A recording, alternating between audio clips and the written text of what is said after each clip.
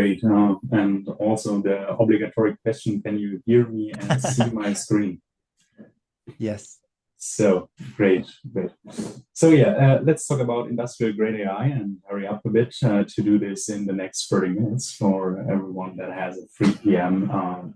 Meeting going on Friday.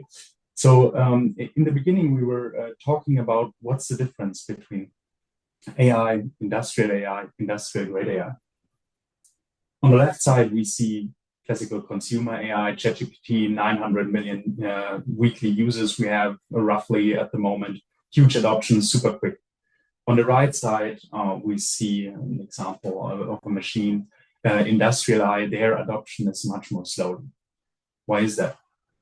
Because if AI hallucinates in ChatGPT, or if you use it in a mail, for example, then yeah, it's not that problematic.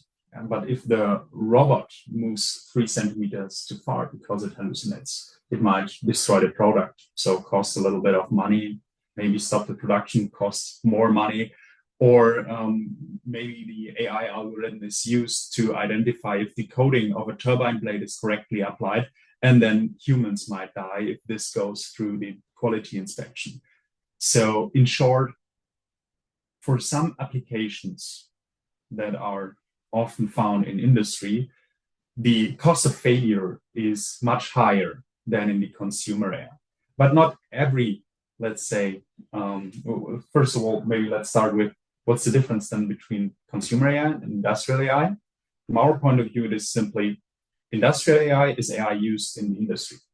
But writing an email might be in the context of the industry, but doesn't have to be industrial grade, because the risk of failure is not that high, and the cost of failure is not that high.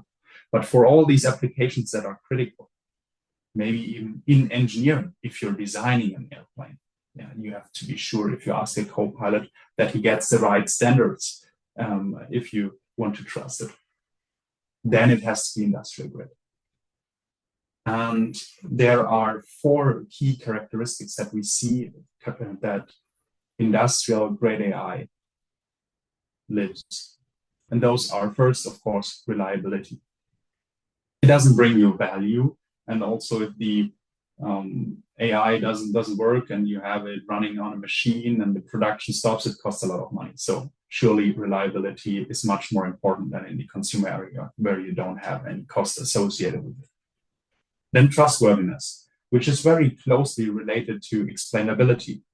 So if we're talking about support in the engineering processes, you would like to understand why the co-pilot told you to do something like that.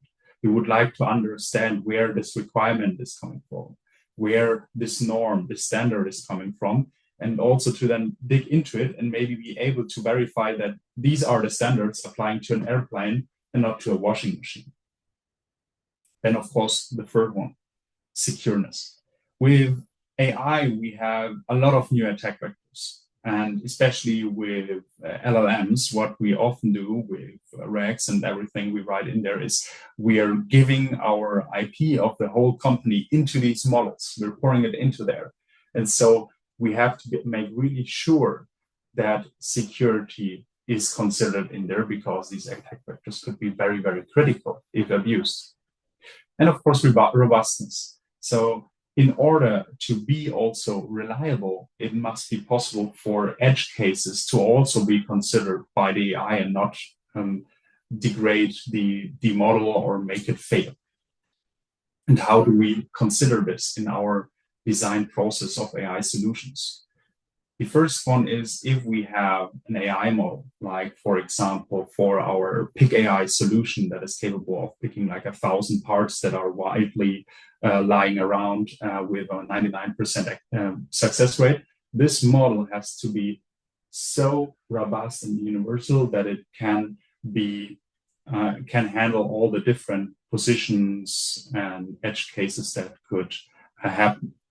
Also, we're working on an industrial foundation model, a general model that also understands other modalities. I will go into that later on, what exactly that means, in order to have a very broad understanding of industrial data, and therefore being capable of supporting a lot of edge cases and being very robust for use cases. Then execution environment. If we provide a solution via the cloud, then we, for example, provide it via a secured API via Azure, or we also provide it on-premise. And we also have, for example, patch management applications that allow you to, for example, schedule when a certain device will come online to be patched, and maybe rotate the times when it comes online so that the attack window is very small where really your devices are online. Then the hardware itself. If you are running an AI application, AI model on the shop floor, you'll have magnetic interferences, or you have dust that gets into the system. So it must be hardened from a physical standpoint. And for example, we have edge devices that don't have a fan so that no dust gets in there and doesn't destroy the stuff. Also, how much warranty does NVIDIA or Intel give on their components? It's usually 3 years. With Siemens, we can do at least 7 years, even more. And that's necessary for production lines because typically they are not only planned for 3 years. Typically they are much longer, 10, maybe 20, maybe even longer, depending on what you're setting up. Then if you have an AI application, I already talked about it, it has to be explainable and user-friendly in order to find adoption, and we want to consider that. As well as if you are building AI algorithms, you want to be able to scale them, and over time you have to manage them like a living organism. Sensors degrade over time. The data will shift, and therefore you have to be able to manage all these models and the data in all your different plans and update them regularly and monitor them in order to ensure that they are running consistently and with a very low failure rate. Also, the data is as important as the algorithm itself, and also the data has to be managed and has to be from high quality. And in the end, if you have a plant in Brazil, in China, in USA, then you would like to have support there. And with Siemens, of course, you have not only Siemens itself, which is an international company having headquarters all over the world, but also our partner system that basically provides you support on the whole world. And this was now a very manufacturing-centric view of things, but we also offer a huge variety of software landscape to really have the full coverage from the first requirement to building the architecture, to building software, electronical components, making CAD designs, doing the simulation, the testing, documenting it, and in the end also plan the whole plant and operate the whole plant. And by providing this whole ecosystem of tools that can interconnect this data, we again have not only a lot of AI tools in there to support in these processes, but also the relevant data quality in the end to support these. And that's the vision that Siemens has to really have in all these software solutions. And of course, we are also in hardware solutions, but that was the one that I talked beforehand. We would like to have these co-pilots, and we already have basically co-pilots in every tool that we have, but with different maturity. Some are very simple. Some just help you in using the tool.